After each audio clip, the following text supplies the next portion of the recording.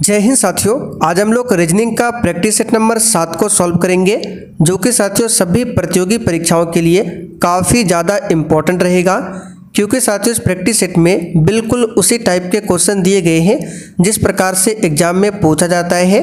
तो साथियों अगर आप लोग एसएससी जीडी या फिर अन्य किसी भी कॉम्पिटिटिव एग्जाम की तैयारी करते हैं तो रीजनिंग का ये क्लास आपके लिए अति महत्वपूर्ण होगा। इसलिए साथियों आप लोग पूरा क्लास को ध्यान से देखें। तो साथियों पहला क्वेश्चन देखिए, निम्नलिखित प्रश्न में नीचे दी गई आकृति में वृत्त की संख्या ज्ञात करिए। यानी कि ये जो आकृति है इसमें आपको गिनकर बताना है कि इस आकृति में कितने वृत्त हैं। तो आइए इसको गिनते हैं। तो पहला वृत्त, दूसरा, तीसरा, चौथा, पाँचवा, छठा, सातवां, आठवां, नौवां, 10वां, 11वां, 12वां और ये आपका 13वां। यानी कि इस आकृति में टोटल कितने वृत्त है? तो देखिए सी ऑप्शन में दिया हुआ है 13 वृत्त है। उम्मीद करते हैं आपका भी आंसर 13 ही आया होगा। तो चलिए आगे देखते हैं। नेक्स्ट क्वेश्चन आपके सामने है।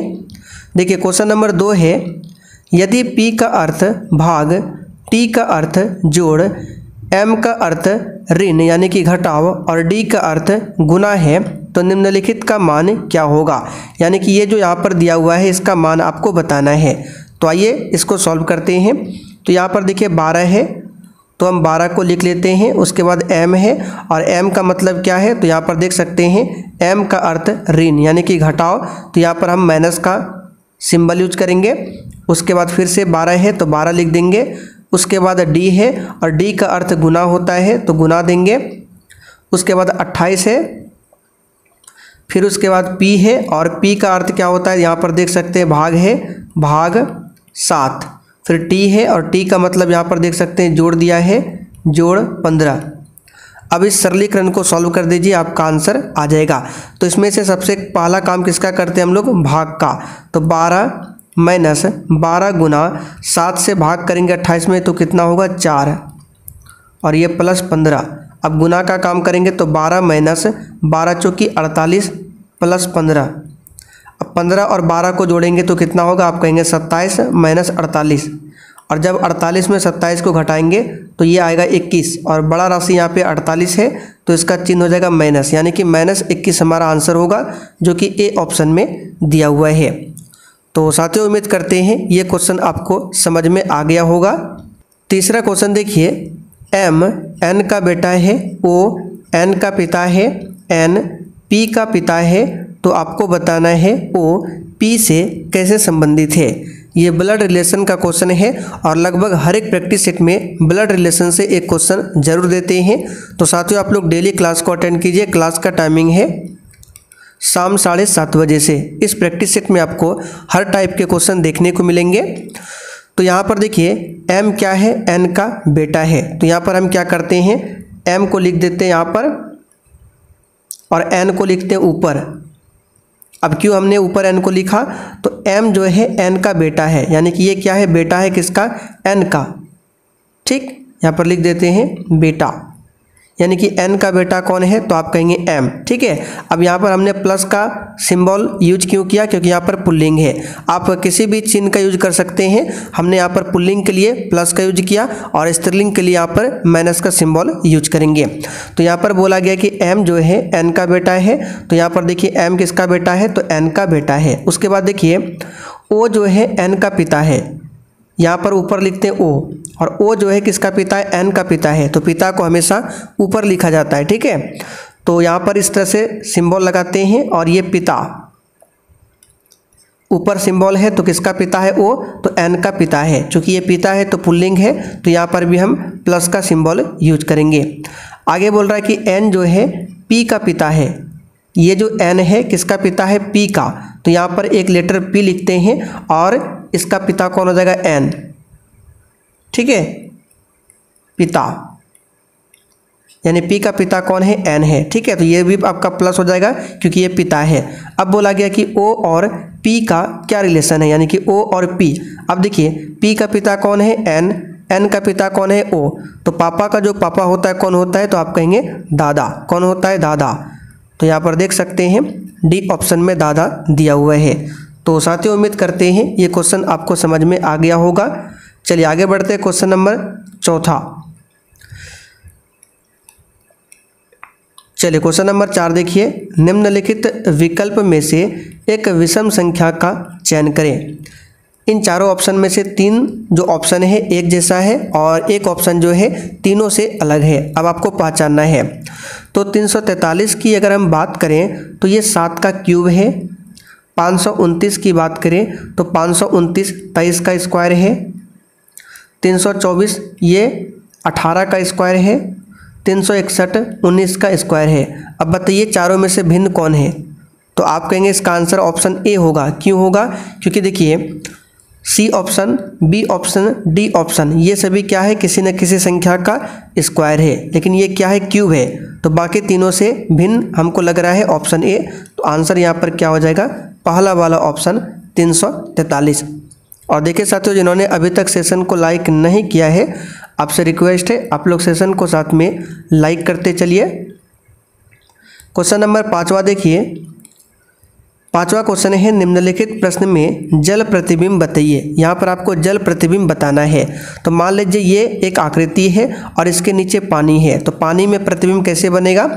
तो देखिए पानी में जो प्रतिबिंब बनेगा, ये आकृति और ये आकृति, इसमें कोई भी बदलाव नहीं होगा। ठीक है, बदलाव कौन सा होगा? तो ये वाला बदलाव होगा। तो जब इस आकृति को पानी में देखेंगे तो तीर देखिए इस तरह से है, तो ये हो जाएगा आपका इस तरह से, और फिर आपका इस तरह से है तो ये हो जाएगा इस तरह से। अब देख लीजिए इस प्रकार आकृति किसमें है, तो ये तो ऑप्शन होगा नहीं आपका, ये भी ये हो सकता है आपका सी वाला। और देखते हैं, चलिए ए, बी और सी तीनों हो सकता है, क्योंकि तीनों में इस प्रकार से आकृति दिया हुआ है। अब छांटना इन दोनों से, तो ये आकृति आपका नहीं बदलेगा। तो इस प्रकार से देखिए किसमें है, इसमें है, और यहाँ पर देखिए इस तरह से लाइन है, लेकिन इसमें ये लेटा हुआ लाइन है। तो ये आपका आंसर नहीं होगा 5 के लिए। ठीक है, बी ऑप्शन की बात करें तो यहाँ पर देखिए ऊपर वाले आकृति में इस प्रकार से लाइन है, लेकिन यहाँ पर देख सकते हैं इस तरह से है, तो ये भी नहीं होगा। तो बचा केवल सी। यहाँ पर ऑप्शन कौन सा हो जाएगा, सी वाला ऑप्शन। चलिए अगला क्वेश्चन देखते हैं, क्वेश्चन नंबर 6। चलिए क्वेश्चन नंबर 6 है, किसी सांकेतिक भाषा में ABC को ADI लिखा जाता है तो DCE को क्या लिखा जाएगा? तो बहुत ही सिंपल सा क्वेश्चन है। इस टाइप का क्वेश्चन एग्जाम में पूछा जाता है। तो यहाँ पर देखिए हम लिख देते हैं ABC और इसको क्या लिखा है, तो ADI इधर लिख देते हैं बगल में ADI। ठीक है, तो ए की बात करें तो यहाँ पर देख सकते हैं पहला नंबर, बी आपका दूसरा नंबर, सी आपका तीसरा नंबर पर आता है। फिर यहाँ पर भी ए आपका पहला नंबर, डी चौथा नंबर, आई आपका 9वें स्थान पर आता है। तो बताइए दोनों में क्या संबंध है? तो अगर ध्यान से देखें तो 1 का स्क्वायर कितना होता है, 1 होता है, यहाँ पर लिखा है। 2 का स्क्वायर कितना होता है, 4 होता है, यहाँ पर देखिए डी है।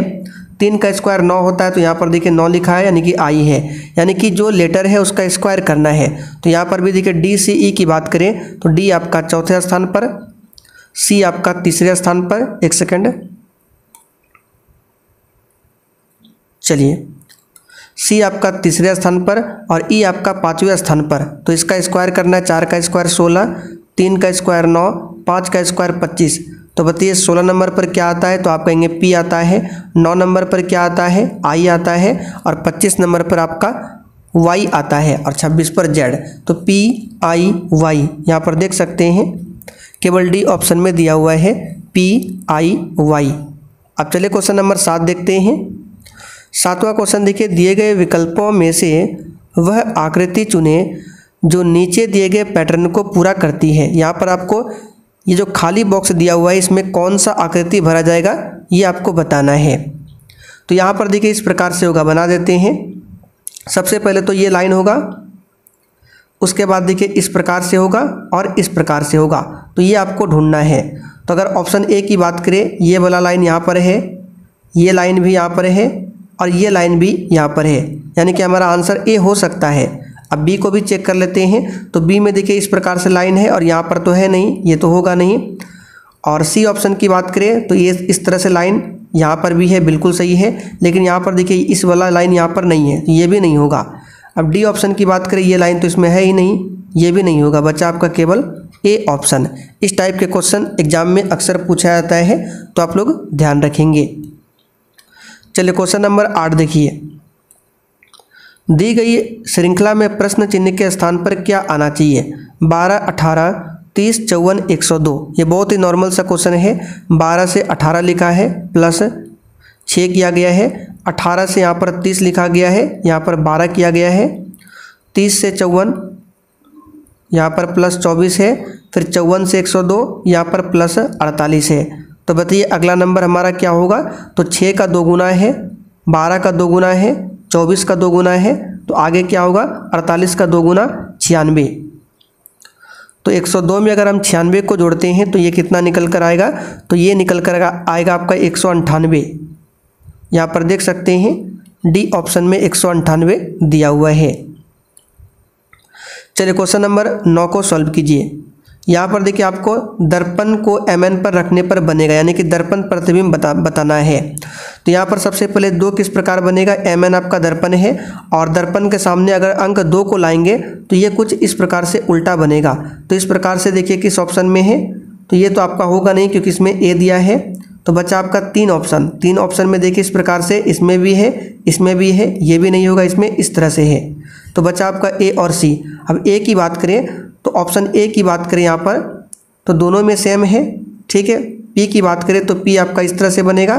तो इस तरह से देखिए केवल यहाँ पर सी ऑप्शन में दिया हुआ है, इसमें तो उल्टा नीचे है, ये आपका होगा नहीं। तो बचा आपका केवल सी ऑप्शन। तो इस प्रकार से आप लोग ऑप्शन को छांटकर इसका आंसर निकाल सकते हैं।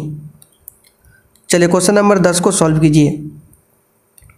10वां क्वेश्चन है, एक निश्चित कूट भाषा में नियर को 4968 लिखा जाता है और REAP को 8965 लिखा जाता है।